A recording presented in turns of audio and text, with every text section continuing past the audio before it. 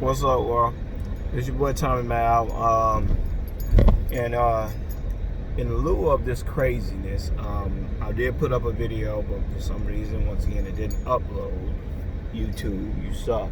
But that being said, I wanted to finally speak about sports for 10 seconds. You know, this chaos and stupidity, and try to leave that whole freaking junk with the freaking with all these people bitching and complaining 90% of the time about what's going on around. I'm trying to keep my mind focused on stuff, because that should just make you mad 90% of the time, and then next thing you know, you end up just needing the vent. But regardless, I'm not focused on that stupid junk for once. Just talking about basketball, right? The Clippers lost to the Nuggets. Go figure, right? Why did they lose? Go back to my first video. The first thing I said was the problem with the Clippers. It's very simple. I was like, Kawhi Leonard is a shooter, Paul George is a shooter, and then you're surrounding them with a bunch of people who need a facilitator to make them viable offensive options. Zubac, I said, need someone who can get it to him inside. Beverly needs someone who can get it. He's a 3-and-D guy. He needs someone who can get him the ball so he can shoot. He can get him the ball in stride so he can shoot it. Now, Montrezl Harrell and Lou Will don't need that, but they're not playing. They generally don't play alongside Paul George and Kawhi Leonard. Why? Because it negates what they do. You can't. Paul George needs the ball in his hand. Kawhi Leonard needs the ball in his hand. Lou Will needs the ball in his hand. All three of them is only one ball. Lou Will is not Steph Curry. He's a great off the dribble shooter. He is not a great he's not Klay Thompson. You can't just pass it to him and expect him to hit the shot. That's not what Lou Williams does. He's a better off the dribble shooter. Same thing with Paul George. Paul George can be a spot up shooter, but that's not his forte. His forte is taking people off the dribble, getting his shot. And I don't think people understand that. That's why I feel so bad for Paul George, because everybody's kind of ripping on it. But it's so unfair for him. Because if you're the second option and the first option is not a particularly good passer like Kawhi Leonard is, it's hard for you to do that. See, I think he got spoiled because Russell Westbrook understood his limitations, right? So Russell Westbrook was almost always looking for Paul George to spot up. So Paul George could almost get his points in so many different ways, because Westbrook could catch him on the dribble, cut into the basket. Westbrook is like LeBron in that regard. He knows his limitations, so he's constantly looking for people who can extend his game. And so he's always looking for somebody to pass it to. He's always looking for somebody cutting and stuff like that. That's Russell Westbrook, which I think the Rockets could have used more of. But I think they got too into just jacking up threes, and I think that ended up costing them the series against the Lakers. Because when I'm gonna get like the Lakers, if you go through a dry spell and then you can't stop, you're not stopping AD and LeBron on the other end. At some point, you got a bucket with a hole in it. It's like you can shoot as many shots as you want to, but you ain't stopping nobody on the other end. So the shots are worthless. So, I think they could have relied more on Westbrook. But maybe not even Westbrook, just slowing the offense down, slowing the game down. But they, I think they didn't realize it was working once the Lakers switched up and put Marquise Morris in and moved AD to the five, it was done. I mean, they couldn't. LeBron's too good of a defender. AD's too good of a defender. Marquise Morris is too good of a defender. Then you got those guys like Kyle Kuzma, Caruso, Rondo. Them guys coming in, they're great defenders too. So it's like, it's nowhere the Rockets really could go with that. But yeah, it was completely. When I saw it, I was like, this is crazy. Like, that people are so surprised. Like I said, go look at my video. It's still up.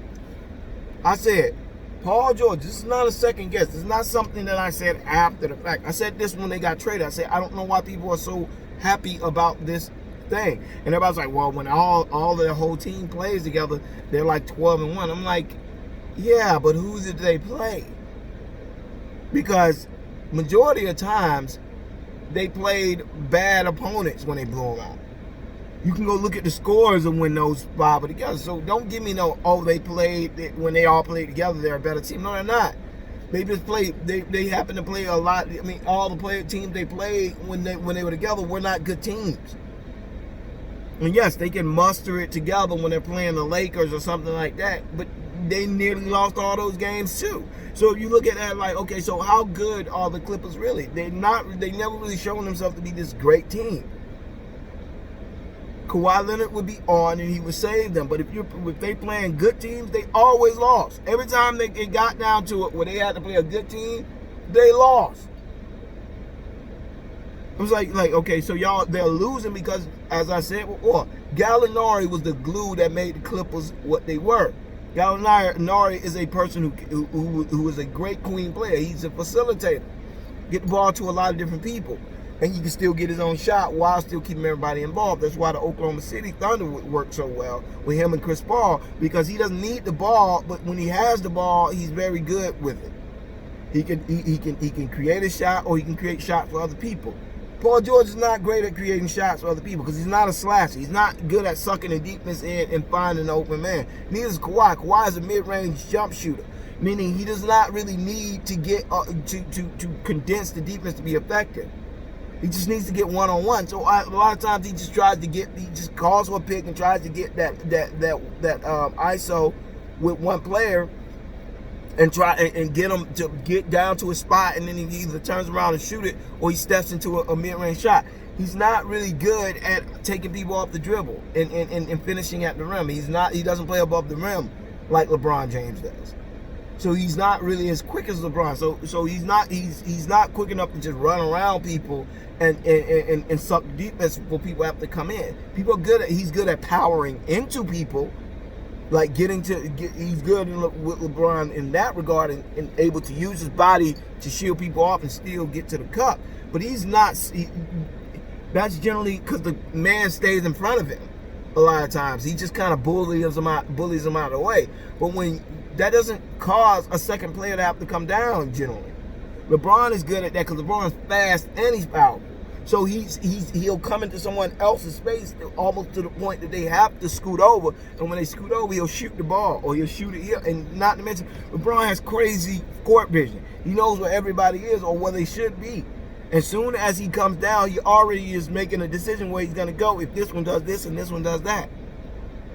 That's what LeBron has and Kawhi doesn't.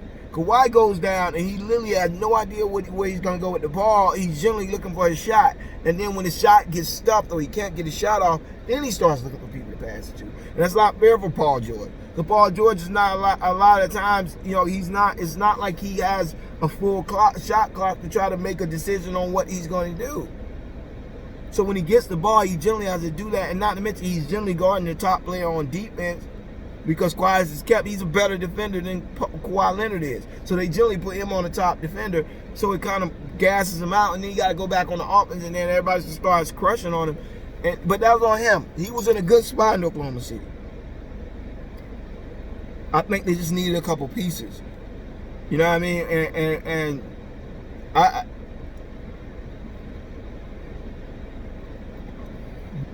I just think Paul George is one of these people who has always been talented at basketball. And because he's talented at basketball, he's not used to having to work to get accolades. He's not used to. He's never won anything. He never won anything in college. I don't know if he won anything in high school, but he didn't win anything in college. He's never won anything in the NBA. He's just always just been a player who's been lauded for being good, regardless of how his team did. So he's never learned a championship mentality, because those things have always been given. He's always been given commercials, endorsements, and all that other stuff because he's a great player. He never needed to be on a winning team to get the accolades he got. So to me, I don't think winning is as important to Paul George as it is to others. I don't even really think it's that important to Kawhi Leonard. I think Kawhi Leonard doesn't really care like that.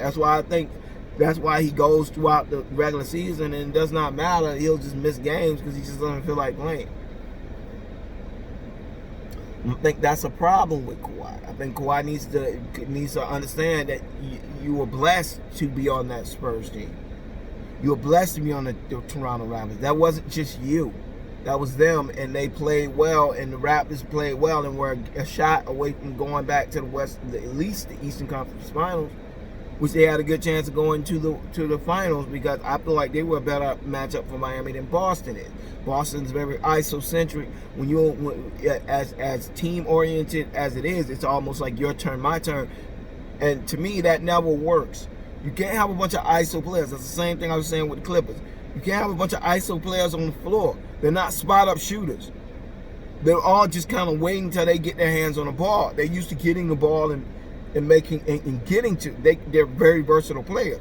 That's what makes them such good on the ISO players, is because they can get multiple shots. When you force them to only take one type of shot, which is a post-up or a spot-up shot, then what makes them? They're not specialists at that, right? Paul George is not a spot-up shooting specialist.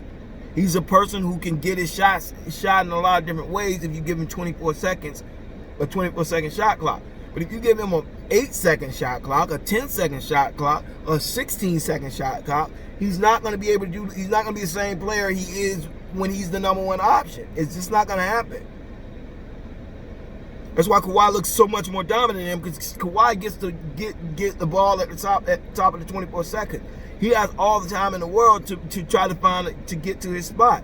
When you shoot the ball to Paul George with 12 to 10 seconds left, he does not have the same options that you did. He can't move around, and then if he gets caught up, pass the ball out, because by the time he makes his move, he's going to be down about 4 or 5 seconds. He's not going to be able to pass out again. He's going to have to take a bad shot. So it's not really fair to criticize Paul George in that way, and to heap such criticism on that man when the truth of the matter is he's just playing within a faulty system. Lou Will, he's not a true point guard. He's just more of a shooting guard. Now he's a great passer, but he's more of a shooting guard. Kawhi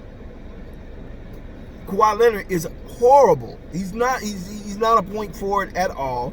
Making him the focal point of your offense relies heavily on him taking a lot of shots, and he has to be efficient in those shots in order for the rest of the players to be effective. And I don't think he really is. I think he can be efficient, but in this series against the Nuggets, he was not efficient. So it caused a lot of problems, because they could not, when he was efficient, they were blowing the Nuggets out. But the minute his shots stopped falling, now you have to rely on those players who are all cold, because he's been taking the lion's share of the shots, and he's been making a lion's share of the decision. Now he's being doubled, and now you got a bunch of guys who are not particularly good, as I said at the beginning of the year, not particularly good at finding open guys. So now you're playing virtually 2 to 3 on 1. You don't have to worry about Zubac. Zubac, if you get him away from the goal, he's virtually useless. Same thing with Harrell. Harrell is a high energy player, meaning he's good as long as the ball is moving and he can get in transition. If he's not in transition, Harrell is useless a lot of times, especially if he's going against a bigger person. He is useless. Like, that's why he couldn't do anything against Jokic, because Jokic was quick enough to move with him, and yet was too big for him to overpower. So now he's stuck in the thing where he's trying to make all these moves, but at the end of the day, all Jokic is doing is just stand in front of it without fouling it. And it's not hard to do, because Harrell really isn't that quick. He gets most of his points from running back after missed shots or when they get rebounds. The problem was they couldn't get any rebounds, so Harrell couldn't get any transition points, so they were useless. He was useless in that series. It had nothing to do with him coming late. No, Harrell couldn't do anything because the Nuggets are an extremely good defensive team. So were the Mavericks at getting back at that point. But Harrell was way more useful against the Mavericks, because the Mavericks just didn't have anybody big enough to stay in front of him. The Nuggets had plenty of people big enough to stay in front of him. So, because he's an undersized 5. He's like Draymond Green, except he's a lot bigger and stronger. But at the same time, he relies on the same type of thing Draymond Green does. He relies on people flowing to his shooters, and then he cuts to the basket. That's how he gets a lot of his points. But he's useless when they are not flowing to his shooters and staying in front of him. He's not as effective. Lou Will is normally a good player, but he's also very short. So if you put a taller player on him, and as good as he is at taking people off the dribble, the same thing with Paul George. When he's just standing around, forced into the role of a spot-up shooter, he's not as effective. And that's what you see, because Kawhi Leonard was so terrible at getting the ball to players when he was double teamed. He was horrible at that. He could not flow to stop them. He couldn't pass out of the double team. He kept making a bad decision after bad decision. So they realized, look, all we have to do is keep doubling him. Yeah, he'll make the right pass, a lot of times, but it's gonna be a lot of times where he's gonna make the wrong decision. And we can capitalize on that. And that's why they kept getting back into games. Because Lou Will is not a true point guard. He's going to make a lot of dumb decisions. So when Kawhi was off the floor, they doubled Lou Will, allowed Paul George beat us. Paul George a lot of times was not the first option. Even when Lou Will was on the floor, he was not the first option. They let Lou Will do his dribbling, and then they would pass it, and they basically regulated Paul George to a spot-up shooter. Paul George is incredibly his shot variety is he has multiple. You know what I'm saying? He can shoot from a lot of different places on the floor, yet they forced him to only shoot, and they never really let him get his back to the basket, which I think he could have been more effective if they would allow him to do that more often, because he had a smaller guy on him, and Paul George is very good in the post. He's very good in the mid-range. I think they just didn't utilize Paul George in the right way. I think they should have made him the first option. But they were so fixated on making Kawhi Leonard the first option, even though he was ineffective and could not pass out of it a lot of times. And I'm not saying Paul George would have done better, but you had to try something different, because Kawhi Leonard was not doing a good job of passing out of those double teams. But anyways, I was not surprised by the outcome. Like I said, go look at my video. I did a video on it when the trade happened, and said I do not think they're going to make it to the conference finals. I think I said I don't know why people are making such a big deal about them. I do not think I think the Clippers are a team full with a bunch of specialists who need a queen facilitator to make them all viable. And when they don't have that, they are useless pieces. Patrick Beverly was useless on the offensive side. Mostly defensive too, but offensive side definitely. Paul George, like I said before, it's going to be my turn, your turn, my turn. But they didn't give Paul George his turn. It was just my turn, my turn, my turn, my turn. Stand over there. My turn, my turn, my turn, my turn. And they couldn't win anything. Lou Will comes on the floor. Lou Will, like I said, people say he played bad against the Mavericks. I don't think Lou Will played bad against the Mavericks. I think he played good. Against the Nuggets, he played bad because that was a bad defensive matchup for him. Good for the Nuggets, bad for him. They had a lot of big bodies they can throw at Lou Will, and that when Lou Will them adjust the second team. So when the starters are going to take a rest, they're playing against the B players. So yeah, Lou Will looks very effective, but when you are deep as the Nuggets are, when you can sit Murray out. They put Michael Porter Jr.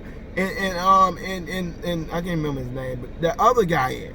So they got guys they can keep throwing big bodies at him. He never gets a rest. So on the defensive side, primarily, because they were going at it, and people kept saying, "Oh, well, Lou Will just didn't bring his game." No, he was dead ass tired. Every time he was on a player on defense, he was a liability. They just kept attacking him defensively. So Lou Will is like I said, he's a specialist. He's an offensive specialist. When you single him out on defense, and that's what they kept doing. So he had to work so hard on defense that on offense his shot was flat. And that, not to mention, it was hard to get those shots off to begin with because he was playing. The Nuggets are deep, and they have a lot of good players that are good on both sides of the court. So, you know what I'm saying? Jokic is a good offensive center. He's a good defensive center. Paul Millsap is a good offensive forward, and he's a good defensive forward. Murray's a good guard, offensive guard, good defensive guard. He's not a liability. You don't have a lot of liabilities on the Nuggets. Now, they're going to have a problem with the Lakers because the Lakers are long and athletic. The Nuggets are long. They're not really that athletic. I think they played well against the Clippers because the Clippers are full with a bunch of people who are good at specialists. There's a lot of weaknesses. The Lakers are like them. They have a lot of people who are good on both sides of the ball. They're threats on both sides of the ball. Especially how Rondo's shooting right now. So, you know what I'm saying? So I do not think it's going to be as easy for the Nuggets. Do I think it's going to be a cakewalk? No. I think with Michael Porter, I think if they utilize Michael Porter Jr., it's going to be a long series for the Lakers. Michael Porter Jr. is the next big thing. That guy is ridiculous. You know what I'm saying? And once his defense catches up with his offense and he puts as much effort on his defense as he does in the offense, the league is going to be in trouble. Because Jamal Murray is a dog. I mean, he's a baller. You know what I'm saying? That dude has no fear. And maybe it's just because there's nobody around them in the gym. It's just kind of like practice. But that guy is a freaking killer. You know what I'm saying? That dude fears nobody and respects no. I mean, respect makes it seem like he's disrespectful. He's not disrespectful. He doesn't he's greedy. He does not overexert respect, put it that way. He does not see anybody as being better than him. You can tell he does not think anybody is better than he is. And when he's out there, he plays like that. He plays like he does not think anybody's better than him. So you got that, and Michael Porter Jr. is the same way. He does not think, you can tell they play with a lot of confidence. They don't see it. And then those role players that around them are so great. And then you got Jokic, who is like the second coming of a mixture of Larry Bird and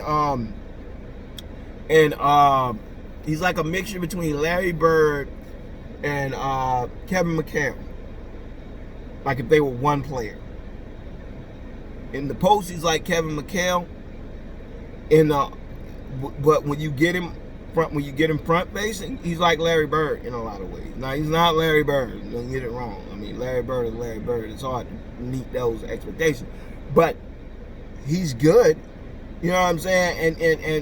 And he's a great player, and I, like I said, the Nuggets are going to be a problem if they get that situation situated. Because I don't think him and and Jamal Murray can coexist. I don't think Michael Porter Jr. and Jamal Murray are going to coexist well. I think they're gonna bump heads. Porter Jr. got one more year after this. I do not think, if they pick up the option, which I think the Nuggets will.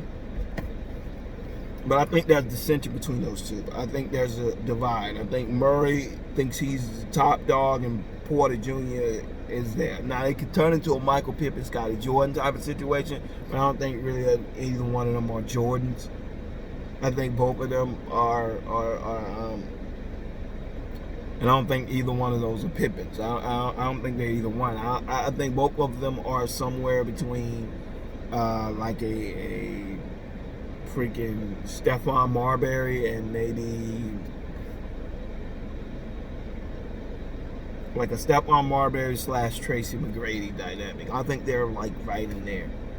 But anyways, I just wanted to say that, as I said before, I do not think this is going to be a cakewalk for the Lakers. I don't do that game thing because I think 90% of the time when you're dealing with opponent,